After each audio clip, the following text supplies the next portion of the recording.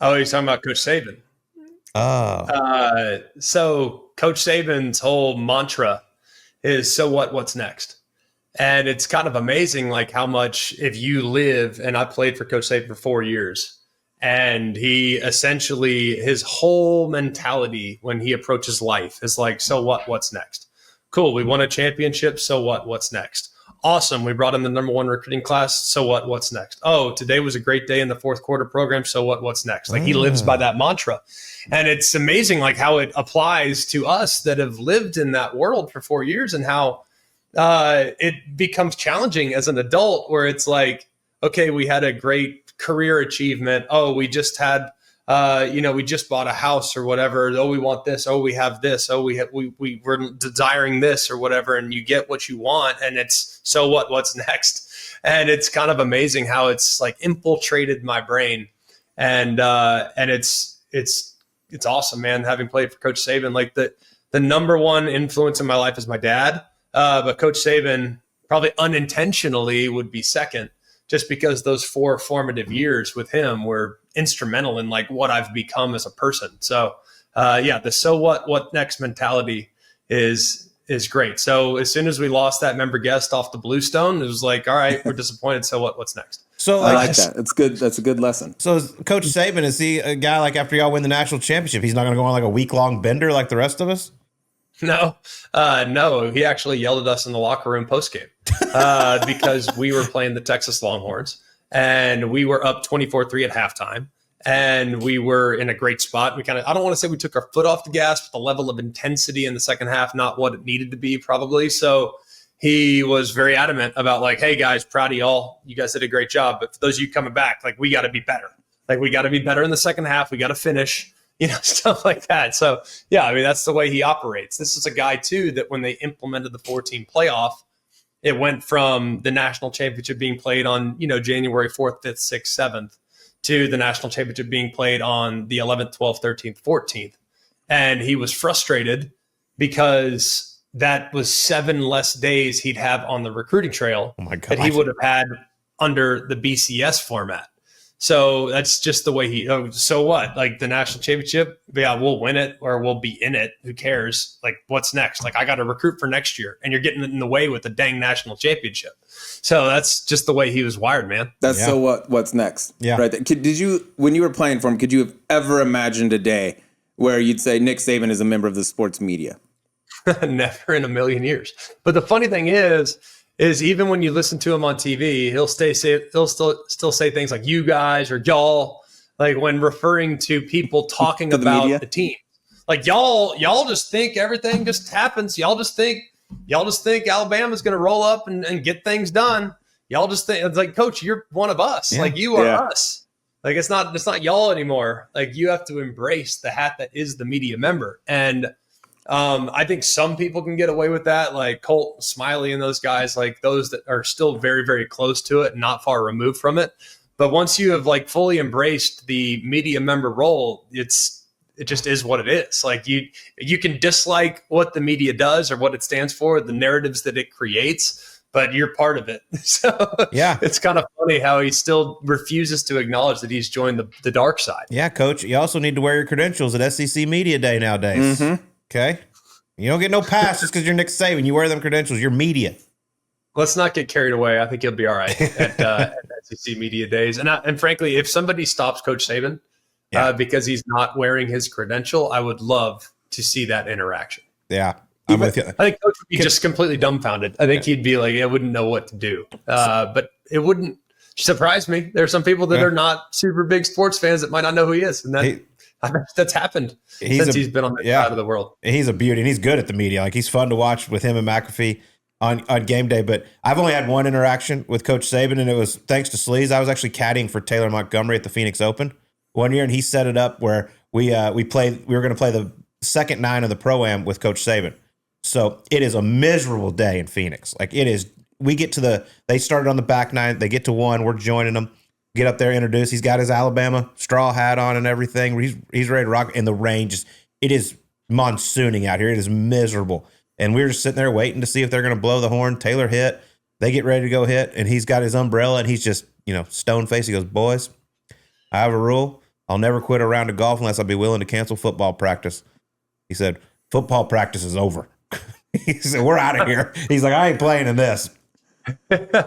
Well, I'm surprised he led with that, because I would think he'd be coordinating how many shots he was going to get. And I would think that, knowing him, he drives a pretty hard bargain. I would think he'd probably get an ample amount of shots from whoever it was that he was playing against, and he would proceed to absolutely dominate them. Yeah, because he knows his game, and while he's like a 4, 6, 8 handicap, he knows where the ball's going, and he'll hit that 5-iron as straight as an arrow, and he'll run it up, bounce it on the front of the green, control the spin right to where it needs to be from a distance standpoint. So, yeah, the fact that he said, I'm not playing in this, says a lot, because his competitive character on the golf course, man, it gets going. I also feel like there's a level of fear with Nick Saban, whether you probably more so for you having played for him, where you're just like, you respect him so much and you know how hard-nosed he is. Now that he's in the media, and you are too, like he's a quote-unquote contemporary now, does that ever go away for a guy like you when you look at Nick? Can you ever talk to him like a normal guy and not a coach? No, to me, he's just like he's my friend now, I guess, to an extent, like in a weird way. There's still naturally a built-in level of respect and appreciation and all those things. But no, I don't really fear him anymore. I was very scared of him early in my career, and then was very scared of him probably up until we won the national championship. And at that point, it's like, okay, he's going to like me now. Like, we're good. Like, you know what I mean? Like, so I think that fear lifted in 2010, and that was better. And like, I played freer, and he was great. But no, the fear went away probably 15, 16 years ago. Now he's just, my coach, and I'm grateful for him. But it's like my dad, like when I was growing up, like I was scared to death of my dad. Like everything, like, oh, I'm going to tell your dad. My mom would tell me that all the time. Like, oh, don't let dad get the belt, stuff like that. But now, like, my dad's my best friend, so it's like, yeah, there's a certain respect naturally and admiration, but fear is probably not the right word. Go back to your Bama days, though. Was there a time when you were playing where you the most scared you've ever been to have to go into coach's office, or you coming off the field, having done something stupid? Is there one moment that stands out where you're like, oh my God, this is going to be miserable? Yeah, there's about 8. But one in particular stands out pretty good. We're playing against LSU, and it's in 2009. And we call a play. It's like a little sprint right. It's pretty simple play. Nothing too significant. Julio's on a comeback, and we have a deep corner on the inside. In that play, we might have actually tagged it with another comeback. So it's basically like 2 comebacks. I'm rolling to the right. Pretty simple. It's basically Julio outside in, and you're good. Well, I liked Julio, and then because Patrick Peterson was covering him, Patrick Peterson kind of dropped back. So I had Julio, but Peterson was just close enough to where I was like, yeah, I'll get off it. So I look inside to either Marquise Mays or Darius Hanks. I don't recall exactly who was in the slot.